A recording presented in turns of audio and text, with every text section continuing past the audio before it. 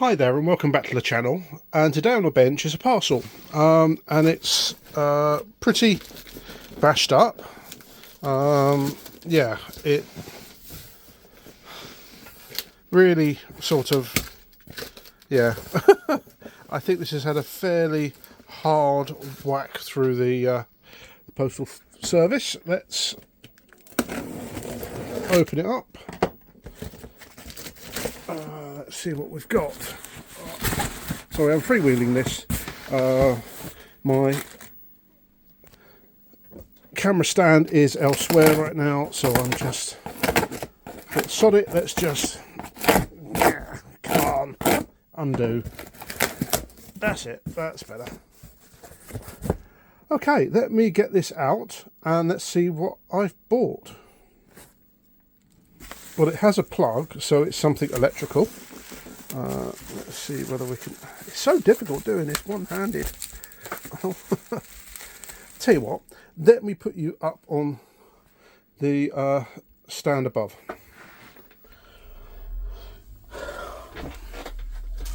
Oh, that's a bit better. Right, okay, so let's have a quick look at the plug. And let's just double check. Looks relatively new. So somebody's been in here. Oh yeah. Oh, that's oh wow. Okay, yeah. Can't see whether you see that, but that is awful. That's being changed immediately. I am not plugging that in one little bit. That is very, very, very dangerous. Very dangerous indeed. So okay, that's one of the worse ones I've seen. So they basically just stripped it right back, so the electrical cable here had no outer cover on it whatsoever. Right, okay, let's unwrap this.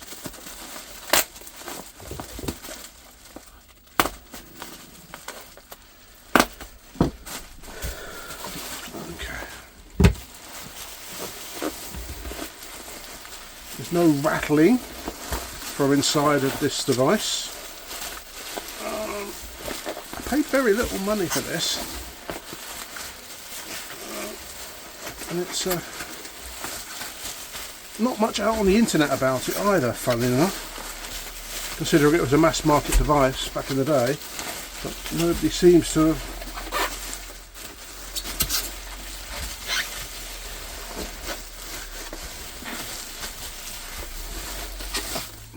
That's quite diddy.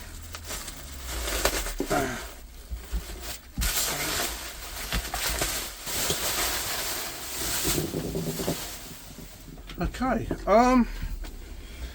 yeah, that's quite a interesting form factor. I saw it and I just thought, that looks interesting. Right, here we go. This is a Sony VHS video recorder from the late 80s. When Sony stopped making Betamax, they started making fairly high quality VHS machines. We've got display here, which I think I know actually has got issues. This that opens up, where you've got the sharpness tracking controls. Oh, you've even got some buttons on the inside. There we go. So this is the SLV-301UB 4-head standard sort of VHS video recorder. It's actually quite narrow for a video recorder. A bit scraped up. Let's have a look at the back. And this was in the days when we had SCART. So you've got, it's a mono video recorder with a SCART Euro connector on it, aerial. You can control it using a external controller for editing controller. You've got command mode, which is the different types of command video controls. So Sony remotes often had a little button called Command 1, 2, and 3, so you could choose which channel or sort of which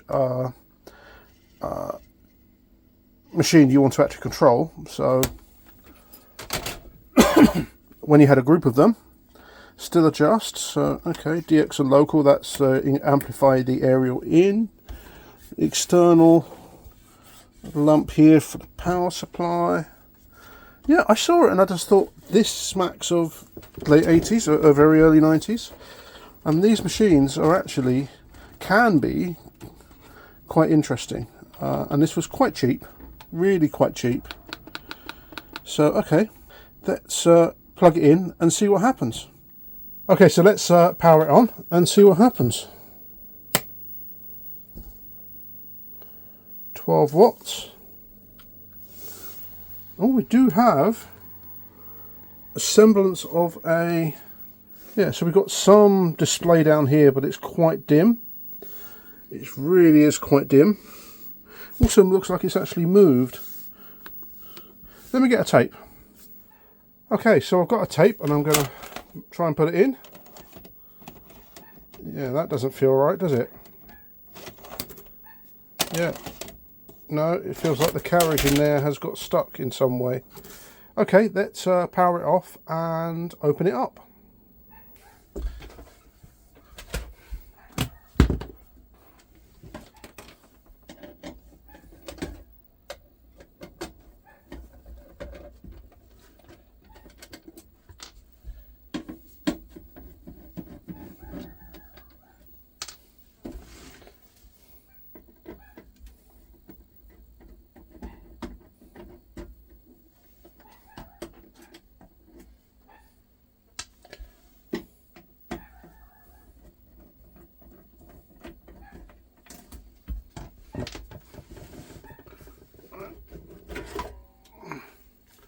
Oh, okay.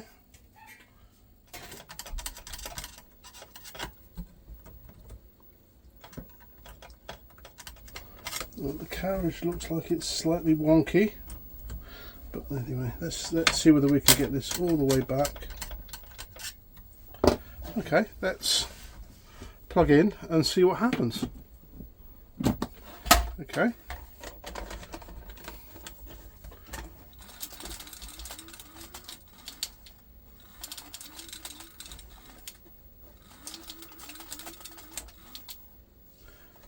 Okay, this could be mode switch. The mode switch which basically controls the whole timing of the machine. Yeah. No, that doesn't want to take it in. Okay. Let's try and manually thread the tape in.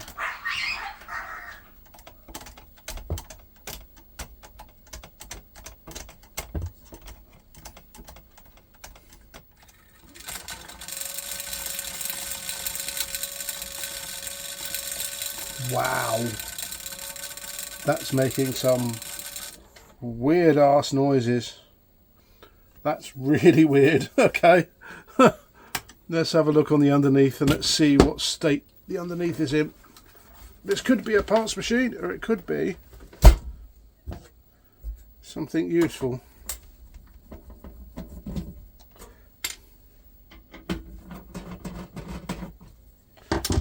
Let's have a look. Oh, we have a belt.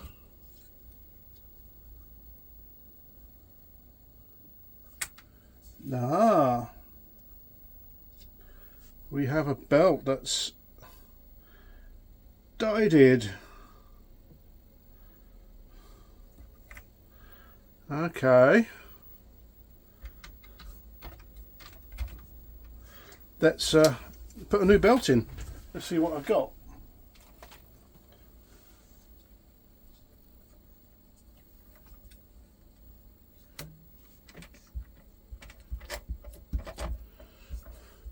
There we go.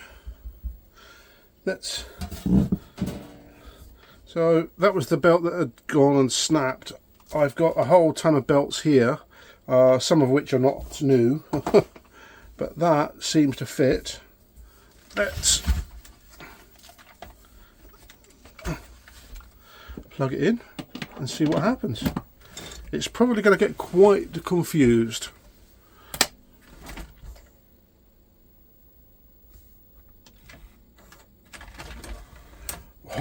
go, look.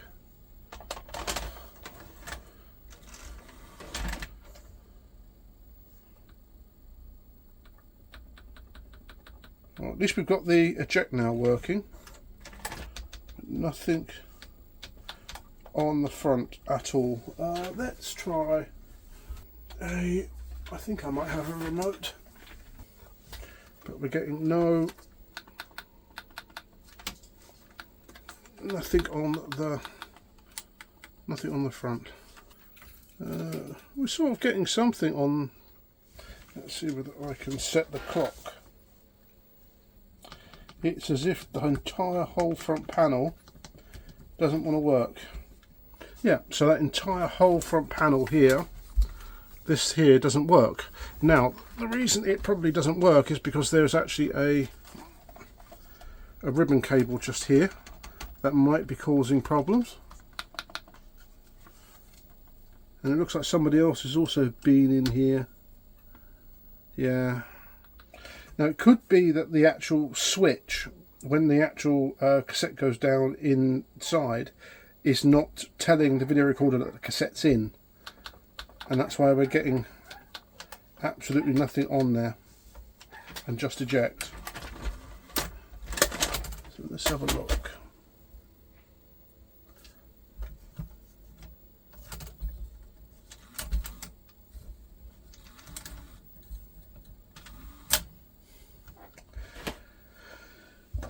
Let's see whether we can.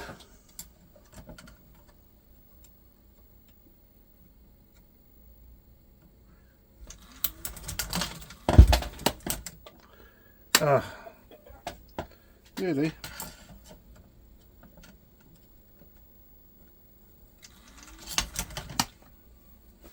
Cool. So I've got the video recorder in with that down so we can actually see whether there's any switches.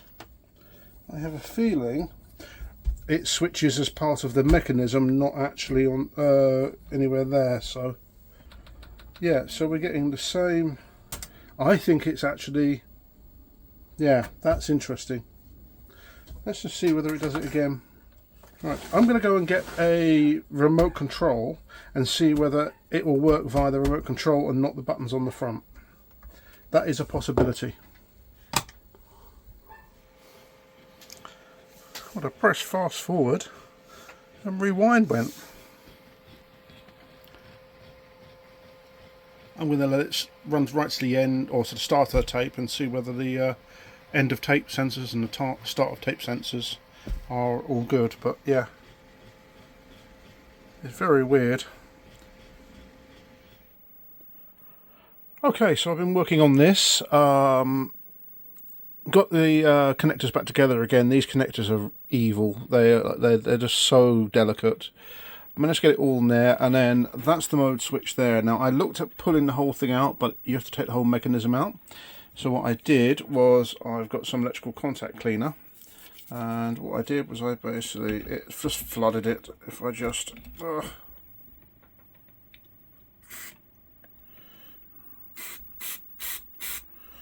like that, and that seems to go down into the actual connector itself. It's like connector, the mode switch itself. And yeah, well, let's see what happens if I put that in. There we go.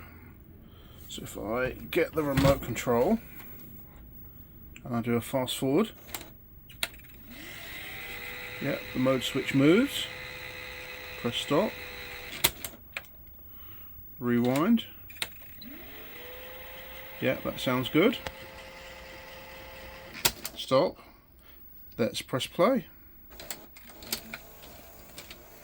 And there we go. We have video. The flicker is because of the camera rate, frame rate. I've got it on 60, not 50. So if I then press stop, that seems to be working okay. It has. I'm showing you this after I've actually done this, and for a few times it really didn't want to play. It played once and then it took ages for it to play again.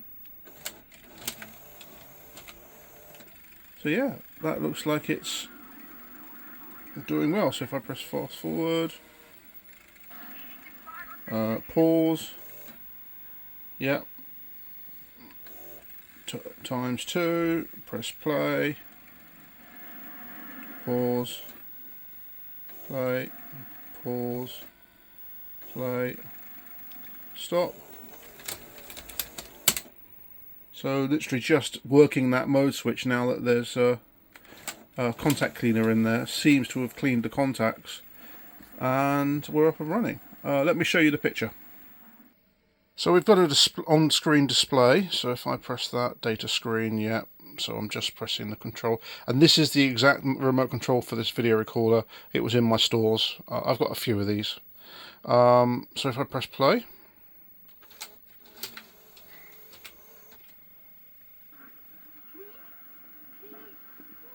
we've got a picture of sorts.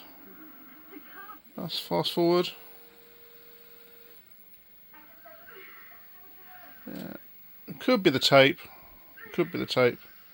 Press pause. Yep. We've got a good pause. Slow-mo. Yeah. These weren't bad machines in the day. Times 2. Back to play. Yeah, so it seems to be working. Press. So yeah, so it was just a simple mode switch, and what that does is there's copper tracks in a particular configuration, and that spins round. The motor spins the whole thing round, and that then contacts on certain things, and it will then basically put the video recorder into certain modes for play, record, rewind. Let me see whether it's actually in the service manual. Hold on a minute. So yeah, just looking at the diagram here for how it's all put together, that is, it says here 178 gear. Oh, sorry, there we go. 178 gear mode, and that is the gear itself, and it's got little contacts on it, and yeah, I think that goes somewhere in there. I've just been looking at all the other parts of this, and I can't see the exact part, which looks like that, but I think it is that one. Yeah, I do think it is that one. Yeah, no, there's nothing there. Yeah, we're going into electronics there. So yeah, I think that's it. Yeah, that's absolutely fine. So I think we are in quite good fettle with this. Oh yes, the buttons on the front here actually do work now. Now I've taken it apart and cleaned the connector on this panel. Yeah. So yeah, apart from the tape being a bit crappy, yeah, we're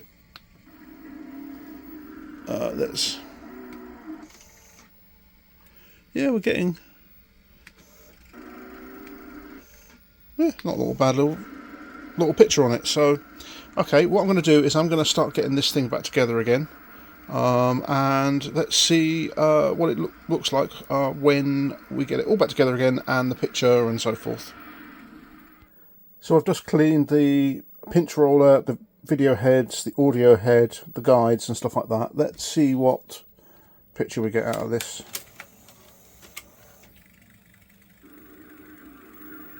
That's better. That's definitely better, isn't it? Yeah, still got a little bit of crap. This might be a bad tape, so yeah. Fast forward. Yeah, we've got lots of crap on the tape.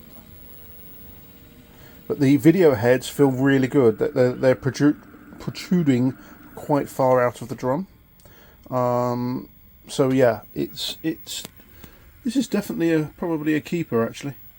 Oh yeah, it's a little bit blown out on the ISO there. Let me just drop it down. There we go. So it seems to be working quite nicely. So if I...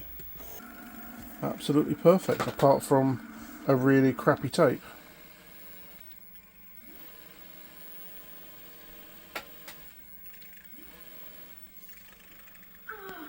Yeah, cool. Right, let's get this thing back together again.